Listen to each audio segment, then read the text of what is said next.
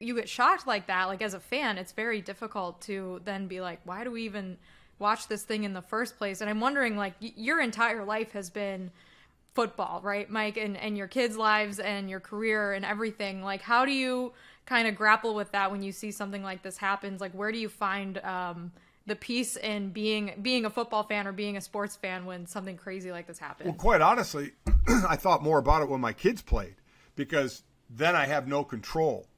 I mean, Jake, had 2 back surgeries at Notre Dame, snapped his arm during a practice, had to get a plate in there.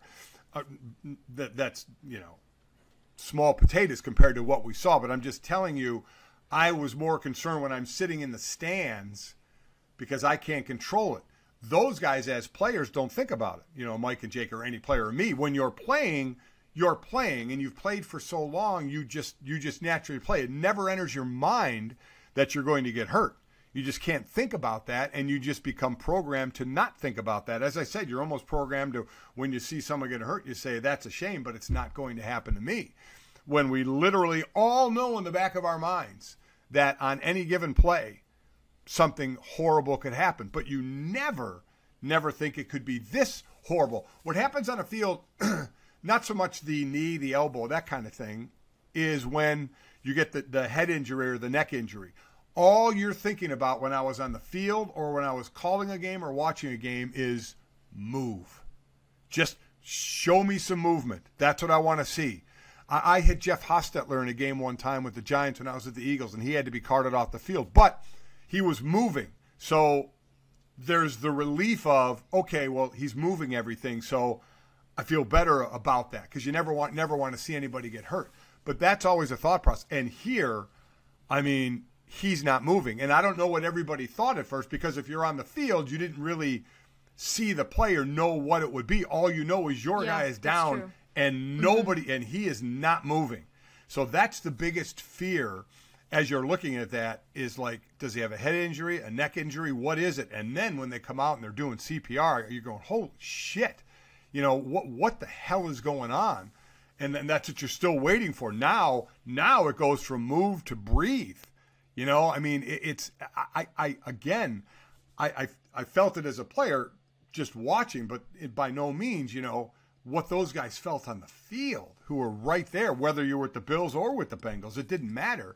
You were there witnessing that something, because every player on that field has witnessed an injury, either an injury that they got or saw somebody else get hurt. So they've all dealt with that, but that was something that there ain't no book for. There ain't no book for on how to deal with it. Well, you already mentioned Damar Hamlin's charity drive getting millions of dollars in donations, which has been cool to see. I actually thought, everyone wants to point fingers and like get mad at other people when something really unexpected like this happens, but I thought ESPN actually handled it pretty well.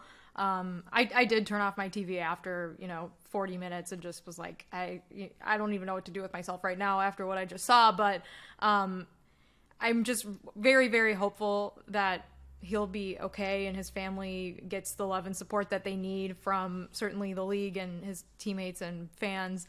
But it was hopefully something we won't see happen again. Certainly just a incredibly sad situation. So I don't know what else there is to say about it. For me, it's like, you hope they find out the cause, right? And okay, what caused this? And for him, what's his future look like? Forgetting even football, is there damage, to the brain, to the lungs? That's what we're waiting to hear. What is there, the normal life that he's going to lead? And that's what everybody wants. Are you going to be okay? And then hopefully lead a normal life. And we don't know where it's going to go.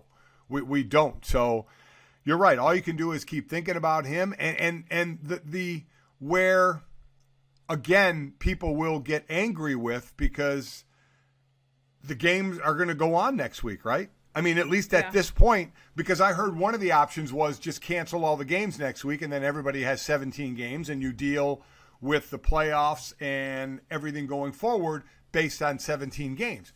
Now, I'll repeat again, at the taping of this, there's been no decision made, and we have no idea what the decision is going to be made. And I understand that football is secondary, but football is going to come back into play as far as what is going to happen in Week 18 and the playoffs and with those two teams that didn't play the game. And hopefully before all that happens, we hear more great news about Damar. But that is also the inevitability, is the season, I doubt it, unless you think differently, isn't going to stop. It's going to keep going. It's just a matter of what route they want to go, and some people will rip it and some people won't, but you can't worry about that. You just have to try and figure out, first and foremost, everything is being done for Damar, it seems to be, and which is great, and then what's the next step on the other side of this coin, and that's the rest of the season.